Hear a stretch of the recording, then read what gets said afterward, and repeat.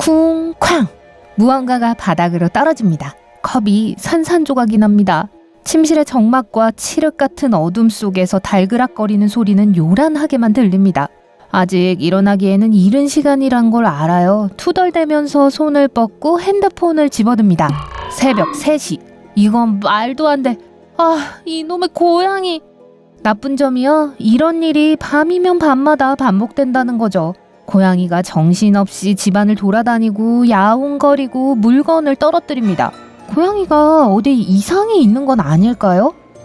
아니요, 이런 행동은 지극히 정상이에요. 대부분의 경우 고양이가 에너지 발산을 충분히 하지 못하고 있다는 뜻입니다. 고양이는 낮 동안 대부분의 시간을 잠을 자며 보낼 거예요. 낮 동안에는 운동을 충분히 하지 않았기 때문에 넘치는 에너지를 배출하려고 하는 거예요. 만약 새 집으로 이사한 지 얼마 안 됐다면 그곳에 이미 다른 해충들이 살고 있을 수 있어요. 고양이는 청력과 후각이 아주 예민하기 때문에 그 존재를 느낄 수 있습니다. 대부분의 곤충들은 밤에 더 활동적입니다. 고양이는 곤충이 이리저리 뛰어다니면 쉴 수 없을 거예요. 따라서 가능한 한 빨리 해충을 없애는 것이 좋습니다. 만약 고양이가 낮 동안에도 진정되지 않는다면 수의사에게 데려가세요. 고양이에게 신체적으로 불편함을 느끼게 하는 문제가 있을 수도 있어요. 예를 들면 벼룩 같은 거요. 더 이상 밤잠을 설치고 싶지 않다면 몇 가지 기발한 방법을 시도해보세요. 고양이가 업어가도 모를 만큼 깊은 밤잠에 빠지게 만들 거예요. 하지만 잠시 후에 알려드릴게요. 먼저 고양이가 왜 새처럼 소리를 내는지 알아봅시다. 분명히 고양이가 짹짹대는 것 같은 짧은 소리를 내는 걸 들어본 적이 있을 거예요. 대부분의 경우 새나 곤충을 관찰하는 동안 발동하는 사냥 본능 때문입니다. 장난감을 보고도 이런 소리를 낼 수 있어요. 때때로 고양이는 이빨을 부딪히는 듯한 소리를 냅니다. 일부 전문가들은 고양이가 좌절할 때 이런 소리를 낸다고 믿고 있습니다. 잠재적인 먹잇감은 창문 바로 밖 매우 가까이 있는데 여전히 닿을 수가 없어요. 다른 전문가들은 이러한 특이한 턱 동작이 고양이가 먹이를 잡을 준비를 하게 해준다고 생각합니다. 대부분의 고양이들처럼 여러분의 고양이도 번트를 할 거예요. 고양이가 머리를 여러분이나 다른 물건에 대고 누르는 행동입니다. 고양이는 여러분과 주변의 물건에 자신의 냄새를 묻혀서 자기 것이라고 표시하는 거예요. 가끔 아무런 이유 없이 여러분의 털뭉치 친구는 테이블에서 물건을 밀어내고 바닥으로 떨어지는 것을 관찰합니다. 여러분을 약올리려고 하는 짓이라고 생각하기 쉽죠. 하지만 고양이는 심심하거나 호기심이 나는 것 뿐이에요. 다양한 표면에 있는 물건을 건드리면서 노는 거랍니다. 이런 습관에서 벗어나게 해줄 새 장난감을 사주세요. 그런데 지구가 평평하지 않다는 걸 어떻게 아는지 아세요? 만약 그랬다면 고양이가 이미 모든 걸 밀어 떨어뜨렸을 거예요. 네, 오래된 농담이에요. 그건 그렇고 고양이가 여러분 앞에서 등을 대고 눕기 시작한다면 그건 대단한 칭찬이에요. 배는 제일 취약한 부분이에요. 고양이가 기꺼이 배를 보여준다면 여러분은 고양이의 신뢰를 얻은 거예요. 만일 고양이가 바닥에서 뒹굴고 있다면 여러분에게 놀이 시간이라고 알려주는 거랍니다. 고양이는 자기가 아주 작은 공간에도 들어갈 수 있다고 생각하기 때문에 말로 표현할 수 없을 정도로 귀엽고 재밌습니다. 게다가 꽃병, 화장실 싱크대, 그리고 심지어 시리얼 상자도 편안해 보입니다.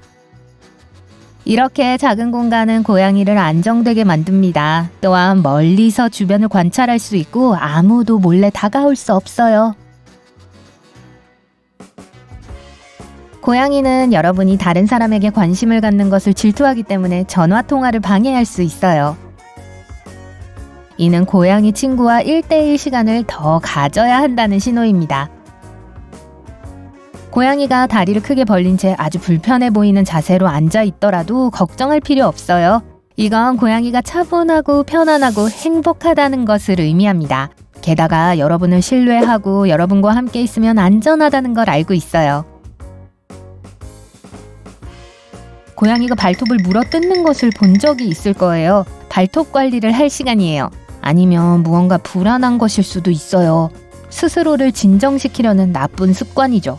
어떤 사람들은 지루하거나 긴장하면 손톱을 물어뜯는 경향이 있습니다. 고양이도 마찬가지예요. 여러분의 고양이는 식사가 끝난 후에 음식 그릇 주변을 긁거나 심지어 종이 조각 같은 걸로 덮으려고 할지도 몰라요. 그건 정상적이고 본능적인 행동입니다. 고양이는 음식을 숨기고 뺏기지 않기를 원해요. 고양이가 사냥한 것을 가져오면 뿌듯하게 생각하세요. 징그럽다고 하지 말고요. 베개 위에 얹어놓은 쥐는 정말 역겹겠지만 고양이는 여러분이 가족의 일원이고 여러분을 아낀다는 걸 보여주는 거예요. 고양이가 약간은 별난 방법으로 고마워 라고 말하고 있는 거예요. 책이나 노트북을 열자마자 고양이가 이미 그 위에 털썩 주저앉습니다. 이렇게 하면 여러분의 관심을 끌 수 있다는 걸 알고 있어요. 여러분이 머리를 쓰다듬어 줄지도 모르고요. 가끔 고양이가 비웃는 것처럼 보일 때가 있어요. 이 현상은 과학적인 이름이 있지만 마치 경멸로 입술이 말려 올라간 것처럼 보입니다. 하지만 여러분을 향한 거라고 생각하지는 않을 거예요. 이건 다른 고양이들의 보이지 않는 메시지에 대한 반응입니다. 여러분의 고양이가 다른 고양이의 페로몬을 감지한 거예요. 입술 컬은 고양이가 혀를 입천장에 대고 페로몬을 가둘 때 만들어집니다. 수컷 고양이들은 암컷 고양이들보다 더 자주 비웃는 표정을 지어요. 고양이가 여러분을 뚫어지게 쳐다보고 있다면 공격에 대비하세요. 이 작은 포식자가 곧 달려들 거예요. 고양이는 잠재적 사냥감을 관찰하기 좋아해요. 마침내 공격을 했을 때 그 노력이 헛되지 않도록 하기 위한 거예요. 물러날 때가 되었다는 또 다른 신호는 고양이가 귀를 실룩거릴 때입니다. 고양이는 그런 식으로 동요나 불안을 표현합니다. 만약 고양이를 계속 괴롭히면 여러분을 공격할 수도 있어요. 하지만 고양이의 귀가 위로 똑바로 서 있다면 관심을 끄는 어떤 소리를 포착한 거예요. 고양이가 여러분에게 고양이 키스를 날리기 시작하면 훨씬 더 행복할 거예요. 고양이 키스란 여러분을 향해 천천히 눈을 깜빡이는 거예요. 전문가들은 그것이 고양이의 애정 표현 방법이라고 확신합니다. 천천히 눈을 깜빡여보세요.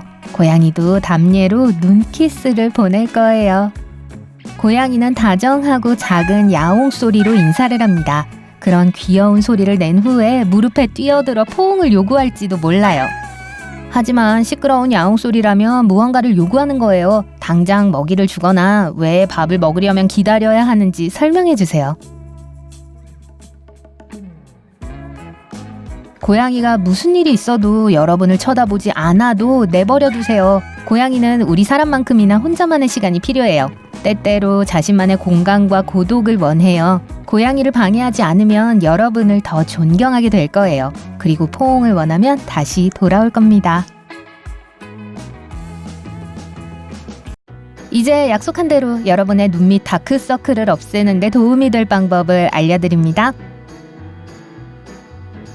우리는 잠을 잘 때 눈이 눈꺼풀 아래서 움직입니다. 만약 고양이가 근처에 있으면 호기심에 얼굴을 때릴 수도 있어요.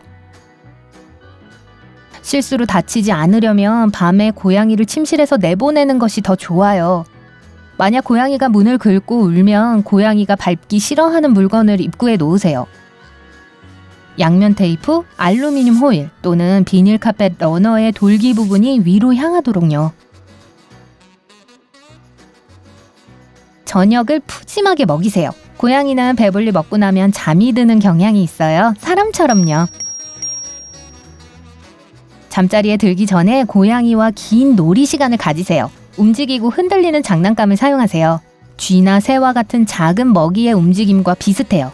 고양이가 지칠 때까지 놀아주세요. 평화로운 수면의 여부는 얼마나 열심히 놀아주느냐에 달려있어요. 대부분의 시간을 집에서 보낸다면 활동적인 게임으로 고양이를 지치게 하세요. 낮 동안 더 많이 움직일수록 밤에 더 잘 잡니다. 그리고 만약 고양이가 다른 고양이들과 사이좋게 지내고 그럴 여유가 있다면 두 번째 고양이를 입양하세요. 둘이 노느라 바빠서 밤에 여러분을 혼자 내버려 둘 거예요.